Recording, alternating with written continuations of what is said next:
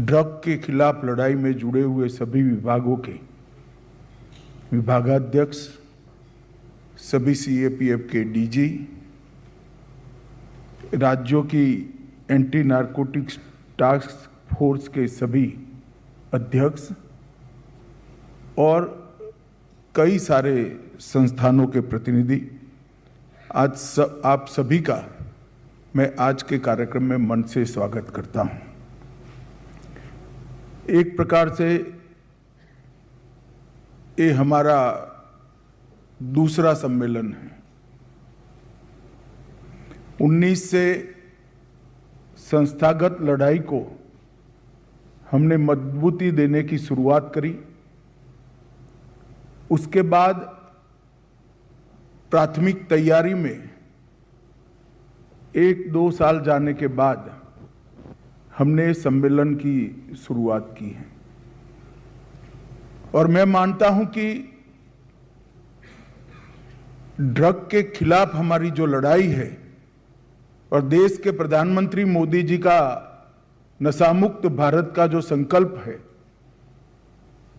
वो तभी सफल हो सकता है जब ये लड़ाई को सिर्फ एनसीबी और भारत सरकार का गृह मंत्रालय नहीं, इस काम से जुड़े हुए भारत सरकार के सभी विभाग, राज्य सरकार के सभी विभाग और विशेषकर एंटी नारकोटिक्स टास्क फोर्स के पूरी टीम हर राज्य की, इसके साथ मनोयोग के साथ एक ही रास्ते पर चलकर इस संकल्प को अपना संकल्प बनाए, तभी नशा मुक्त भारत का संकल्प सिद्ध हो सकता है। और मैं सबसे पहले आप लोगों को बताना चाहता हूं कि मोदी जी ने देश के सामने 2047 में महान भारत की रचना की एक संकल्पना रखी। ऐसा भारत जो हर क्षेत्र में समूचे विश्व में सर्वप्रथम होगा, ऐसा भारत जो पूर्णतः विकसित होगा, ऐसा भारत जिसकी सुरक्षा की दीवारें इतनी अभेद होगी कि जिसको लांघने की कोई कल्पना ही न कर सके। अगर ऐसे भारत की रचना करनी है तो हमारी युवा पीढ़ी को ड्रग के दूषण से बचाना बहुत जरूरी है, क्योंकि किसी भी महान राज्य की संकल्पना, इसकी नींव उस देश की युवा पीढ़ी होती है। अगर हमारी आने वाली नस्लें ही खोखली हो जाएगी तो देश रास्ते से भटक जाएगा। और दुनिया में कई सारे उदाहरण हैं जहां पर इनके विकास की गति और ड्रग के चलन के बीच में सीधा संबंध हम आइडेंटिफाई कर सकते हैं।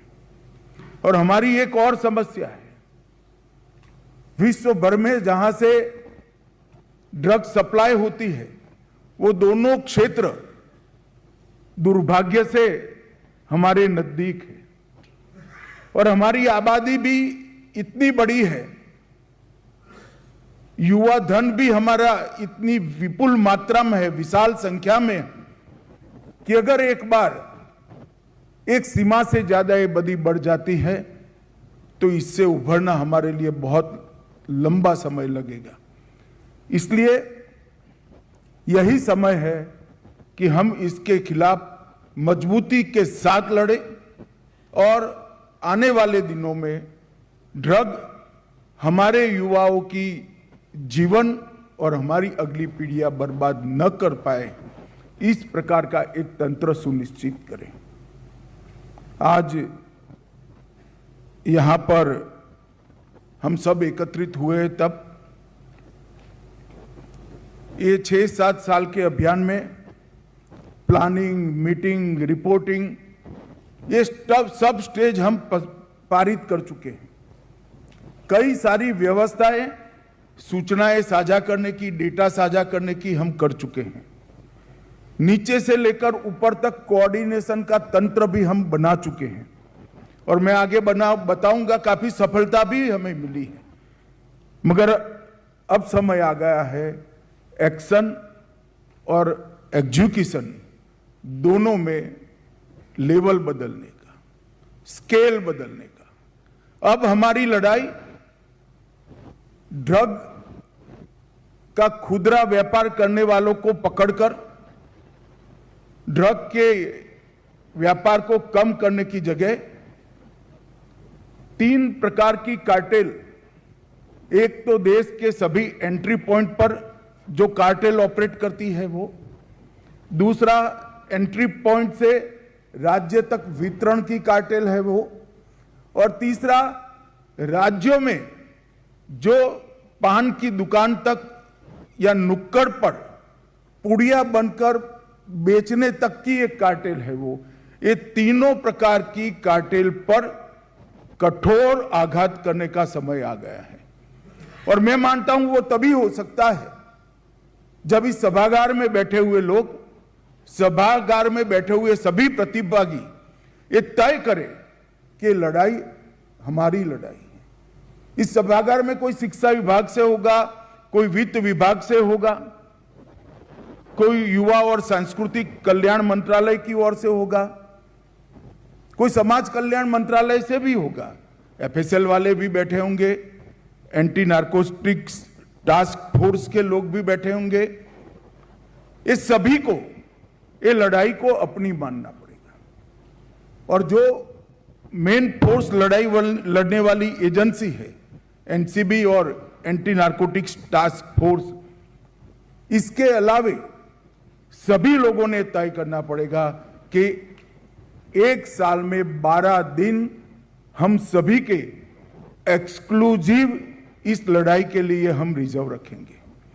जब तक के संकल्प लेकर हम नहीं जाते हैं, हम स्केल बदलने की कल्पना नहीं कर सकते। एंटी नारकोटिक्स टास्क फोर्स और एनसीबी के तो सभी लोगों का दायित्व है कि हर निश 365 दिन 24 घंटा इस अभियान के पीछे लगे, मगर जिनके ऊपर अन्य दायित्व है उनको भी अपने समय में से महीने में 1 दिन इसके लिए रिजर्व करना पड़ेगा, तभी जाकर हम लोग ये लड़ाई को लड़ पाएंगे। मित्रों, नशा मुक्त भारत अभियान लगभग 372 जिलों में चल रहा है।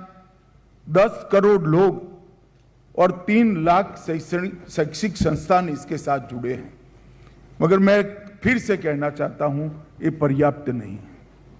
ये हर जिले में चलना चाहिए और हर शैक्षिक संस्थान पर हमारी पहुंच होनी चाहिए। ये विगत वर्षों में एनसीबी ने और इसकी इकाइयों के द्वारा ड्रग नेटवर्क चार्ट भी तैयार कर लिया है, जिसके राज्य के यूनिट उपयोग कर सकते हैं। देश भर के विश्वविद्यालयों और संस्थानों में मिशन ड्रग फ्री कैंपस का कैंपेन भी चालू हुआ है। डार्कनेट, क्रिप्टो पर प्रशिक्षण और मानस हेल्पलाइन का उपयोग ये बढ़ाने के लिए भी अभियान चल रहा है। एनआईए ने एनडीपीएस एक्ट के तहत 18 मामले पसंद कर इस पर 360 डिग्री इन्वेस्टिगेशन भी शुरू किया है।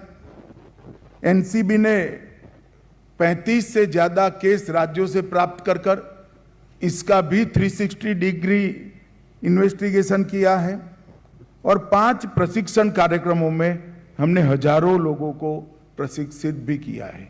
मैं ये सब आपको इसलिए बताता हूं कि सिर्फ नशे का व्यापार करने वाले को पकड़ने के अलावे कई सारे मोर्चे पर हमारी लड़ाई चालू है, परंतु ये लड़ाई का स्केल हमें बदलना चाहिए, ये मैं बार बार बताना चाहता हूं। ये 2 दिन के सम्मेलन में लगभग 8 सत्र है। मैं 3 पर ही ज्यादा वजन देकर एक मिनट बताना चाहूंगा।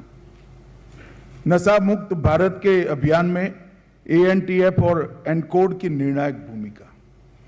जब तक ये अभियान के लिए हर जिला संवेदनशील नहीं होता है, हर जिले की पुलिस संवेदनशील नहीं होती है, हर जिले का शिक्षा अधिकारी संवेदनशील नहीं होता है, ये अभियान सफल नहीं हो सकता। जिले के धार्मिक नेताओं को भी इस अभियान के साथ जोड़ना पड़ेगा, सभी युवा संगठनों को भी जोड़ना पड़ेगा।